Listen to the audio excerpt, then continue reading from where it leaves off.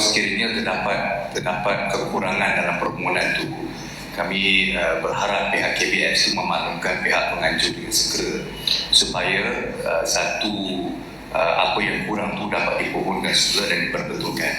So the right process is indeed kita masukkan satu rayuan, dapatkan tengok apa kekurangan permohonan itu, dan harapan kami permohonan itu diluluskan dengan secepat mungkin.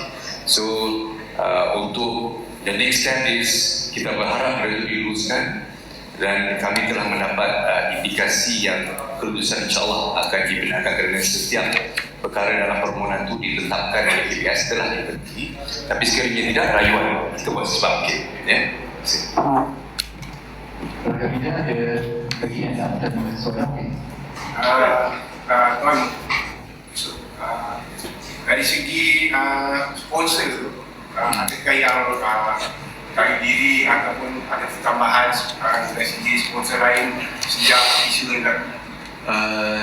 Buat masa ini kita masih kekal dengan sponsor yang sama, yang tiada sponsor yang tarik diri dan tiada lagi sponsor yang buat penambahan. Tetapi ada banyak yang sedang tanya juga punya macam berminat untuk sponsor.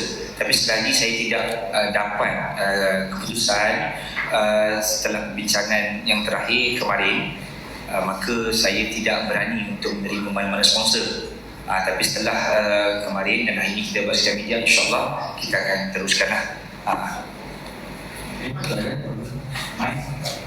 Ada perubahan fighter ataupun sama? Kekal. Kita kekalkan kerana kita tidak mempunyai waktu yang cukup untuk menambah dan untuk membuat kajian di sebalik background, sebab kita kena pastikan setiap fighter-fighter ini mempunyai rekod yang sama, kekuatan yang sama. Lepas tu dari sudut berat badan tak cukup lah. This 11/11, you're up for a last ball free.